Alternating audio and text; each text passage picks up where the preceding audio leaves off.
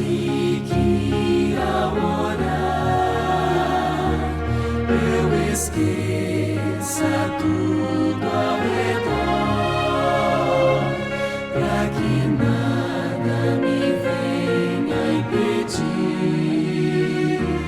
do teu trono a graça fluir.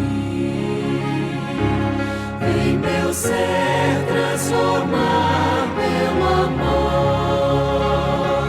que do alto te manda, Senhor. Possam todos os que aqui estão bem unidos estar em oração. Vem, Senhor, elevar os que diante de ti hoje estão em espírito de oração, procurando o mundo deixar. Vem, meu ser, transformar pelo amor e do alto de... Olá, minha querida Primeira Igreja Batista em Éden, meus queridos irmãos e meus ouvintes, você que está me acompanhando, a minha oração é que Deus nos abençoe.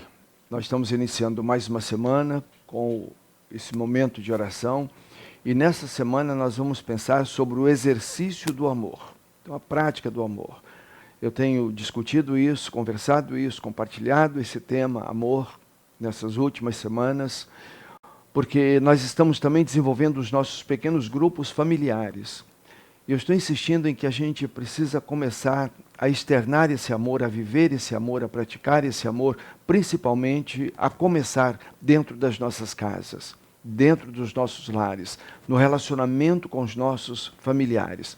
Então nós vamos pensar nessa semana sobre o exercício do amor. Tá? Nós vamos ler Mateus capítulo 22, os versos de 37 a 39, quando Jesus fala sobre esse amor. E Jesus diz assim, respondeu-lhe Jesus, amarás o Senhor teu Deus de todo o teu coração, de toda a tua alma e de todo o teu entendimento. Este é o grande e primeiro mandamento. O segundo, semelhante a este, é, amarás o teu próximo como a ti mesmo. Amém? Vamos orar. Pai querido, louvado seja o teu nome, muito obrigado por esta oportunidade de podermos compartilhar a tua palavra e este tema, Pai, que nós vamos estar dissertando, pensando mais uma vez sobre o amor. Eu peço que a tua bênção seja sobre nós e que todos nós possamos nos alegrar em poder pensar, poder entender um pouquinho mais sobre esse amor. Que o Senhor nos abençoe, em nome de Jesus. Amém. Ok, então vamos pensar sobre o exercício do amor. Nós lemos o texto e nesse texto, Jesus então nos diz que nós devemos amar a Deus sobre todas as coisas e amar o nosso próximo como a nós mesmos. Então ele está dizendo que nós precisamos nos amar para poder amar o próximo como nos amamos a nós mesmos. É claro que todos nós temos as nossas dificuldades e todos nós temos a nossa história. Todos nós, cada um tem a sua própria experiência. A minha experiência é a experiência de alguém que foi um jovem e que cresceu numa igreja batista e então a minha experiência é de ter me desenvolvido e ter estudado e ter me tornado pastor e estar no meio de uma denominação evangélica, uma denominação muito importante no nosso querido Brasil e no mundo inteiro. Entretanto, eu cresci ouvindo o meu pastor lá na adolescência, de que ele havia estudado no maior seminário da América Latina. Então nós tínhamos essa vaidade de poder dizer que nós tínhamos no Brasil o maior seminário da América Latina.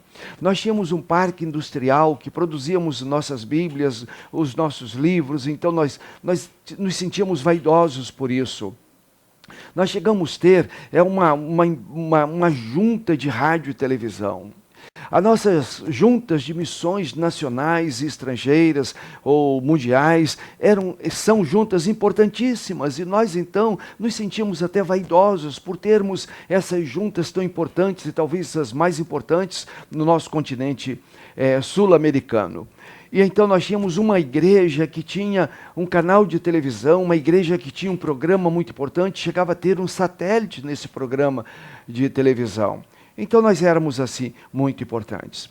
E cresci então e me tornei pastor, e então sou pastor. E vivemos uma geração de pastores em que a maioria dos pastores tem uma vida muito abastada e uma vida muito tranquila. E às vezes podemos frequentar restaurantes e podemos fazer viagens e podemos ter uma vida até um tanto acima da média dos brasileiros normais. Mas nesse momento eu quero pensar que o exercício do amor precisa ser coerente com a nossa fé. Esse é o primeiro ponto. O exercício do amor precisa ser coerente com a nossa fé. E aí eu não posso deixar de me lembrar de Neemias, como Neemias fala ao meu coração. E no capítulo 1 de Neemias nós vamos encontrar todo aquele enredo histórico, o relato, quando Neemias recebe o seu irmão e ele pergunta como vão as coisas lá em Jerusalém, e Anani passa para ele então o relatório. E aí no verso 6 e o verso 7 vai acontecer o seguinte: Neemias diz, ele faz uma oração, e ele diz para Deus que os teus ouvidos estejam atentos e os teus olhos estejam abertos para ouvir a oração que o teu servo está fazendo dia e noite diante de ti em favor dos teus servos. Neemias está orando dia e noite, ele está diante do altar, ele está num período de oração. E ele então pede a Deus para ouvir a sua oração. E ele diz assim, oração que eu faço dia e noite em favor dos teus servos, o povo de Israel. E ele continua, confesso os pecados que nós, os israelitas, temos cometido contra ti. Ele confessa, ele não diz, não, o povo está pecando, os meus irmãos estão pecando, ele diz, nós estamos pecando, nós os israelitas temos cometido contra ti. E ele então confirma, ele diz, sim, eu e o meu povo temos pecado contra ti. Ele diz, nós agimos de forma corrupta e vergonhosa contra ti. Não temos obedecido aos mandamentos, aos decretos e às leis que deste ao teu servo Moisés. Então Neemias confessa. Ele confessa. Nós precisamos entender isso. Há a história, um relato de um menino que estava tocando numa orquestra, a orquestra está fazendo um recital e ele está tocando violino e ele está tocando muito bem, e estão todos felizes ali naquela apresentação e a plateia está aplaudindo, então ovacionando aquela apresentação, mas aquele menino está tocando seu violino e ele está triste. Ele está triste, está tudo correndo bem, é uma maravilha só, muito sucesso, mas ele está triste, O que está acontecendo, meus irmãos? O que está acontecendo conosco, talvez com você, talvez e comigo? É que nós estamos muito felizes e nós nos sentimos diante de Deus, diante do trono, e queremos estar diante do trono. Mas nós nos esquecemos que quando estamos diante do trono, nós estamos diante de um Deus que pode todas as coisas, o Deus que criou os céus e a terra, e diante do trono, é dali que é impetrada toda a justiça. Quando estamos diante do trono, nós estamos diante do Todo-Poderoso. Nós precisamos sim, à semelhança de Neemias, corrermos para os pés da cruz de Cristo e nos prostrarmos aos pés da cruz de Cristo, porque é ali, na cruz, que nós somos alcançados pela misericórdia de Deus, pela graça de Deus. Então nós estamos muito dados às celebrações, aos festejos, a estarmos tão felizes e estarmos diante do trono. Mas nós precisamos nos encontrar diante da cruz de Jesus. É ali que nós precisamos estar. Alguém diz que nós precisamos orar dizendo, ó Deus, ó Senhor, se o Senhor não vai vomitar-nos, então nos leve aos pés da cruz. se o Senhor não vai nos colocar para escanteio, se o Senhor não vai nos jogar na lata do lixo, então nos constranja, nos leve aos pés da cruz de Cristo, para que nós possamos nos sentir alvejados pela misericórdia, pela graça exarada naquela cruz. A nossa vida precisa ser valorizada. A minha vida é o maior patrimônio que eu tenho. A sua vida é o maior patrimônio que você tem. E então, o exercício do amor precisa ser coerente com a fé que temos nessa nossa vida. Quantas vezes você já deve ter ouvido? Para ser crente como fulano de tal, não vale a pena ser crente.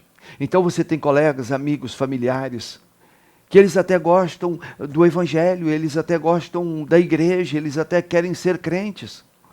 Mas eles olham para determinados crentes e dizem, para ser igual fulano, eu não vou ser crente. É preciso haver uma coerência entre a forma e o conteúdo. É preciso haver uma coerência. Nós não podemos viver uma fé falsa, ser falsos crentes. Nós precisamos ter uma aparência, mas o conteúdo precisa ser condizente com a aparência, com a forma. Eu me lembro quando criança, nós moramos no Mato Grosso, e durante 1 ano e meio que moramos no Mato Grosso, meu pai plantou amendoim, e colhemos o amendoim, e era muito comum você pegar aquela vagem do amendoim, e abrir assim, e jogar na boca os grãos. E era muito gostoso isso, mas de vez em quando a gente andando e tal, com o bornal e ali o amendoim, e você pegava o amendoim, quebrava e jogava na boca. A casca estava perfeita, mas os grãos estavam estragados. Então a nossa forma de crentes, a nossa aparência de cristãos, ela precisa ser boa, mas o conteúdo, a vida, precisa ser condizente com aquilo que aparentamos. A forma e o conteúdo.